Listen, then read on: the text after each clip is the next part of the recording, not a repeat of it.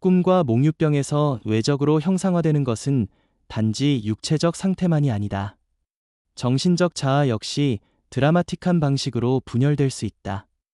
이것은 이미 꿈속의 자아가 서로 다른 의식 형태로 나타날 수 있다는 점에서 분명히 드러난다. 우리는 객석에 앉아 낯선 연극을 구경하는 관객일 수도 있고, 무대 위에서 직접 그 연극에 참여하는 배우일 수도 있으며, 혹은 동시에 관객이자 배우일 수도 있다. 첫 번째 경우에는 객석에 앉아있는 내적 자각의 꿈자아가 있으며, 무의식으로부터 솟아오르는 감각들을 외부로 투사한다. 이때 그것은 단지 수용적일 뿐이며, 무의식이 낯설게 다가오듯 꿈의 영상도 낯설게 마주한다. 그러나 꿈속 이미지가 감정이나 의지를 자극하거나 자아로부터 발원하는 순간, 꿈의 자아는 더 이상 무관심할 수 없게 되고 무대 위로 뛰어오른다. 세 번째 형태의 꿈, 곧 관객이면서 동시에 배우일 때는 주체의 동일성이 완전히 회복되지는 않는다. 두 인물은 여전히 분리되어 있지만, 관객은 배우를 자기 자신의 또 다른 모습으로 인식한다. 이 경우 내적 자의식은 관객으로 남아있으면서도 무의식으로부터 흘러나온 내용이 외부화되어 무대 위에서 자기를 연기하는 것이다. 현대의 꿈 연구에서 흔히 시도되는 분류, 즉 꿈을 내용이나 자극의 원인에 따라 나누려는 시도는 각기 제각각의 자의적 체계로 끝나는 경우가 많다. 저자는 진정한 분류 원리는 자아의 형식적 역할의 다양성에서 찾아야 한다고 말한다. 곧 꿈의 원인도 그것이 의식의 문턱 위에서 기원하는지 혹은 그 아래 무의식으로부터 솟아나는지에 따라 자연스레 구분될 것이다. 지성적 영역에서조차 이러한 분열이 일어나며 심리생리적 문턱은 꿈속에서도 지속된다. 무의식에서 솟아오른 표상들만이 분열을 일으켜 외부로 투사된다. 이 점은 분명히 증명된다. 이미 잘 알려진 바와 같이 사고 과정에는 무의식적 절차가 작용하며 의식에는 그 최종 결과만이 드러난다. 이는 특히 진정한 예술적 창조나 모든 천재적 성취에서 그러하며, 보다 일반적인 경우로는 흔히 말하는 영감 혹은 불현듯 떠오르는 생각에서 드러난다. 하르트만은 이렇게 말한다. 의식이 선택한다면 그것은 선택 가능한 것들을 자기 빗속에서 미리 바라볼 수 있어야 한다. 그러나 실제로 의식은 그렇게 할 수 없다. 의식에 드러나는 것은 이미 무의식의 어둠 속에서 선택된 것들 뿐이다. 따라서 의식이 선택하려 든다면 그것은 절대적인 어둠 속에서 더듬는 것과 같아서 결코 목적에 맞게 고를 수 없으며 단지 우연히 붙잡을 수밖에 없다. 이런 점은 추상적 사고에서나 감각적 표상 혹은 예술적 조합에서도 동일하다. 올바른 결과가 나타나려면 기억 속에 쌓여있는 이미지들이 알맞은 시점에 스스로 제시되어야 한다. 그리고 그것이 바로 알맞은 이미지가 될 수 있도록 보장하는 것은 오직 무의식이다. 이성의 모든 보조 수단이나 기교는 무의식의 일을 약간 돕는 것일 뿐 결코 대신할 수 없다. 적절하면서도 단순한 예는 재치이다. 재치는 예술적 창조와 학문적 창조의 중간에 위치한다. 왜냐하면 그것은 예술적 목적을 추구하되 대개 추상적인 재료를 사용하기 때문이다. 흔히 말하듯 모든 재치는 하나의 영감이다. 이성은 영감을 쉽게 떠올릴 수 있도록 도울 수 있으며, 특히 언어 유희의 영역에서는 연습을 통해 기억의 재료를 더 선명하게 새겨넣고 언어 기억을 강화할 수 있다. 또한 어떤 사람들은 타고난 재능 덕분에 항상 재치가 샘솟기도 한다. 그러나 그럼에도 불구하고 각각의 재치는 여전히 위로부터 주어진 선물로 남는다. 그리고 심지어 자신이 재치를 완전히 지배할 수 있다고 믿는 이들조차 막상 억지로 재치를 짜내려 할 때는 능력이 제대로 작동하지 않고 우스꽝스러운 말이나 이미 알고 있던 농담만 나올 뿐임을 경험한다. 이들은 또한 한 병의 포도주가 억지로 머리를 짜내는 것보다 훨씬 재치를 잘 불러일으킨다는 사실을 잘 알고 있다. 앞서 논의했듯 꿈속에서는 무의식으로부터 문턱을 넘어오는 모든 것이 외부로 투사된다. 따라서 지적 과정 속에서 무의식적 연상에 의해 불러일으켜진 표상들은 꿈속에서 외적 이미지로 나타나야 하며 모든 영감, 모든 재치는 반드시 타인의 입을 통해 표현된다. 실제로 그렇다.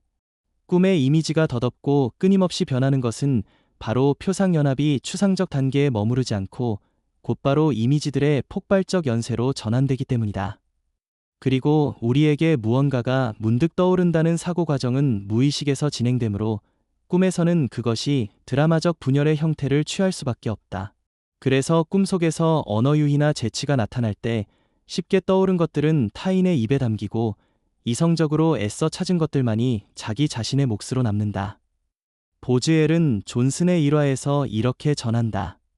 존슨이 꿈에서 어떤 사람과 재치 있는 논쟁을 벌였는데 상대가 자기보다 더 재치 있게 보이자 몹시 불쾌했다는 것이다. 놀랄 일도 아니다. 꿈꾸던 존슨은 의식의 문턱을 따라 두 인격으로 갈라져 있었고 한쪽은 무의식적 재능을 발휘했고 다른 쪽은 의식적 이성으로 대응했기 때문에 당연히 전자가 더 뛰어날 수밖에 없었던 것이다. 비슷한 예는 베르트랑에게서도 발견된다. 그는 꿈에서 어떤 사람에게 대임라는 단어의 어원을 아는가? 라는 질문을 받았다. 그는 모른다고 대답했으나 다시 생각해보라는 권유를 받고는 결국 도미너에서 유래했을 것이라고 답했다. 그러나 상대방은 이를 부정하며 그를 난처하게 바라보다가 마침내 웃으면서 이렇게 말했다. 여자들이 우리를 파멸로 몰아넣기 때문에 그것은 대마어에서 나온 게 아니겠습니까? 모든 지적 과정 가운데 영감의 성격을 지닌 것들, 곧 의식이 창조자가 아니라 수용자로서 작동하는 것들은 꿈에서 모두 드라마적 분열로 기결된다. 이는 기억의 작용에도 해당한다. 기억은 종종 갑자기 떠오르기 때문이다. 따라서 무언가를 기억해내는 과정도 꿈속에서는 드라마적 방식으로 이루어진다. 모리는 한 번 이런 경험을 했다.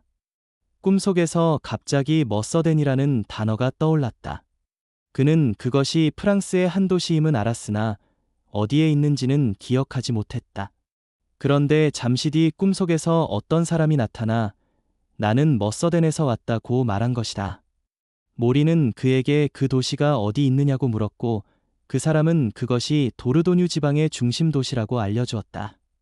깨어난 뒤 모리는 꿈을 기억하며 찾아본 결과 정말로 그것이 사실임을 알았다. 그는 즉시 이렇게 해석했다. 나는 단지 자기 기억을 타인의 입에 담아 표현했을 뿐이다. 그러나 왜 이런 경우에 꼭 드라마적 분열이 일어나는지는 오직 심리생리적 문턱으로만 설명할 수 있다. 학생들 사이에서 흔히 꾸는 꿈이 있다. 이미 학교를 졸업하고 수년이 지났음에도 여전히 시험장에 앉아 문제에 답하지 못하는 꿈이다.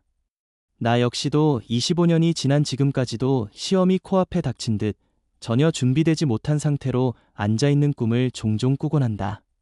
시험 중에는 특히 내가 답하지 못한 질문을 옆자리에 앉은 학생이 대신 대답하는 경우가 많다. 반 헤언스는 다음과 같은 경험을 전한다. 나는 라틴어 수업을 듣는 꿈을 꾸었는데 선생이 라틴어 문장을 제시했고 내가 바로 첫 번째로 지목되었다. 나는 어떻게든 내 자리를 지키겠다고 굳게 다짐했지만 막상 질문이 주어지자 아무 말도 할 수 없었고 머리를 쥐어짜도 대답이 떠오르지 않았다. 내 뒤에 앉은 학생은 손짓으로 성급함을 표현하며 자신이 답을 알고 있음을 드러냈다. 내가 자리를 내줘야 한다는 생각에 분노했으나 끝내 문장의 뜻을 찾아낼 수 없었다. 선생은 마침내 내게 더 이상 시간을 주지 않고 다음 학생에게 물었고 그는 즉시 문장의 뜻을 명확히 설명했다. 그 설명은 너무 단순해서 어째서 내가 미처 깨닫지 못했는지 도저히 이해할 수 없었다. 반 헤언스는 덧붙여 말한다. 26년이 지난 지금도 같은 영혼이 그렇게 애써 헛되이 찾다가 단 한순간 만에 그 답을 아는 존재가 될 수 있다는 것이 이해되지 않는다. 게다가 자신은 모른다고 생각하면서도 마치 다른 사람이 대신 말해주는 것처럼 느끼는 현상이 더욱 불가사의하다. 위의 이론은 이 수수께끼를 매우 간단히 풀어준다. 우리가 꿈속에서 질문을 던지고 다른 이가 그것에 답하는 모든 꿈은 같은 범주에 속한다. 대답이 우리를 놀라게 하거나 알지 못했던 것을 새롭게 깨닫게 하는 것처럼 느껴지는 이유는 단지 그것이 무의식에서 떠올라 의식에 드러나기 때문이다. 그렇다면 왜 우리가 꿈속에서 질문을 하거나 질문을 받게 되는가? 질문한다는 것은 사실상 생각해내려는 노력이 드라마화된 것이며 답변은 찾아낸 것이 드라마화된 것이다. 깨어있을 때에도 이름이나 단어를 기억하려 애쓰다 한참 후에 갑자기 불쑥 떠오르는 경우가 있지 않은가? 이는 무의식적이면서도 목적 지향적인 사고 과정이 있기 때문이며 그 결과가 의식 속에 불현듯 떠오르는 것이다. 이러한 사고는 꿈속에서도 가능하며 실제로 많은 몽유병자들이 꿈을 꾸는 중에 글을 쓰거나 작업을 하는 행위를 보인다. 따라서 무의식적으로 생각해내려는 과정 역시 꿈속에서 배제될 수 없으며 그 결말이 다른 사람의 답변으로 표현되는 것이다. 그 전에 나타나는 망설임과 탐색 역시 꿈속에서 드라마처럼 연출된다. 우리가 어떤 단어를 말한 직후 그것이 올바르지 않음을 깨닫는 경우에도 동일하다. 깨어있을 때에는 스스로 일을 고치지만 꿈속에서는 타인이 우리를 바로잡는다. 모리는 영어를 배우던 시절 꿈속에서 누군가와 영어로 대화하고 있었다. 그는 나는 어제 너를 찾아갔다라고 말하려 했는데 I called for yesterday라고 말했다. 그러자 상대방은 그것이 잘못된 표현이라며 곧바로 수정해 주었다. I called on you yesterday. 모리는 깨어난 뒤 확인해 보았고 상대방이 옳았음을 알았다. 만약 우리가 꿈을 단순히 영감으로 보지 않는다면 남는 설명은 오직 하나이다. 우리는 스스로 꿈의 시인이라는 것이다. 꿈의 환상성과 아름다움이 아무리 크더라도 우리는 이 능력을 자신에게 돌려야 한다. 꿈에서 우리는 언제나 극적으로 전개되는 사건의 한가운데에 놓여 있으며 따라서 모든 꿈은 자아의 극적 분열이라 불릴 수 있다. 꿈속에서 우리가 누군가와 대화한다고 믿을 때조차 그것은 본질적으로 독백에 지나지 않는다. 더 나아가 우리는 단순히 배우이자 관객일 뿐만 아니라 무대 자체에도 우리 존재의 일부가 스며 있다. 시인이 자기 내면에서 길어낸 잉크로 자연을 덧칠하듯 꿈꾸는 자 역시 자기 안에서 무대를 창조한다. 시인은 이미 주어진 대상을 변형의 환상을 만들어내지만 꿈꾸는 자는 무대 전체를 내면에서 산출함으로써 일종의 환각을 만들어낸다. 이 꿈의 무대는 그의 정서에 대응하며 그것이 낮의 삶의 흔적일 수도 있고 혹은 꿈속에서 자발적으로 생겨날 수도 있다. 꿈은 우리의 정서에 놀라울 만큼 알맞게 풍경을 펼쳐 보인다. 미묘한 기분의 울림조차 세밀하게 상징화되며 이는 깨어있을 때 억눌린 감정들이 잠에서 자유롭게 드러나기 때문이다. 이렇게 주체의 통일성이 해체되어 내적 과정이 외부로 옮겨지는 것은 그것이 단순히 내적 과정으로 의식되지 않기 때문에 가능하다. 즉, 의식이 그것들을 만들어내는 것이 아니라 받아들이는 것이기 때문이다. 따라서 중요한 것은 이런 과정들이 의식과 어떤 관계를 맺느냐 하는 점이다. 그것들은 크게 두 가지, 곧 육체적 과정이거나 정신적 과정이다. 육체적 과정 가운데 일부는 의식이 통제할 수 있지만 심장 박동, 혈액순환 소화, 동화, 배설과 같은 생명 유지 기능은 의식과 무관하게 일어난다. 이런 과정에서 생겨난 감각들은 꿈속에서 바깥의 이미지로 투사된다. 따라서 자아가 여러 인격으로 분열될 때 그 원인이 신체적 변화에 있다면 그 분열의 경계선은 곧 의식적인 움직임과 무의식적 반사 작용 사이의 경계에 놓인다. 정신적 과정과 관련해서는 생리학이 말하듯 모든 생각은 완성된 결과로서만 의식에 나타나며 그 생성 과정은 무의식 속에서 일어난다. 또한 모든 감각과 감정은 일정한 자극 강도에 도달해야만 의식화되며 그렇지 않으면 무의식에 남는다. 의식과 무의식을 가르는 이 경계가 바로 심리생리적 문턱이다. 따라서 꿈속에서 자아가 여러 인격으로 분열될 때 그 분열의 단측면은 곧 이 심리생리적 문턱에 놓이게 된다. 이러한 것이 꿈속에서 실제로 일어나는가 하는 문제는 매우 중요하다. 그것은 자기의식의 오래된 수수께끼를 풀 수 있는 단서를 제공할 수 있으며 깨어있는 상태에서는 불가능한 어떤 경험적 심리학적 사실들 위에서 그 해결을 시도할 수 있게 해준다.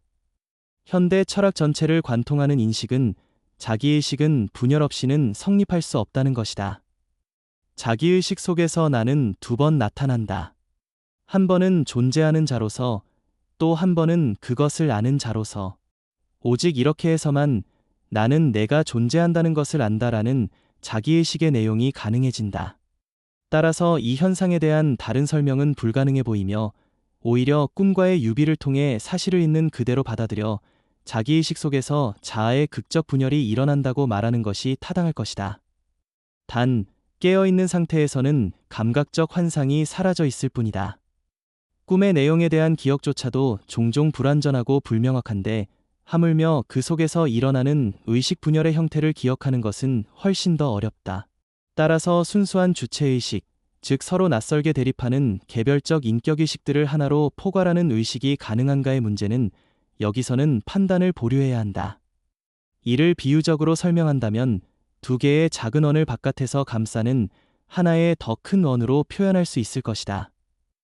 그러나 꿈속에서 극적인 자아 분열이 실제로 일어난다는 사실만으로도 이미 충분히 중요한 의미를 지닌다. 이는 마치 천문학자가 두 개의 별이 함께 하나의 쌍성을 이루어 공통의 중력을 가진다는 사실을 발견한 것과 같다. 다만 이 두 별을 더 큰 중심으로 묶는 제3의 태양이 존재하는지는 여전히 미해결 상태로 남아있는 것과 같다.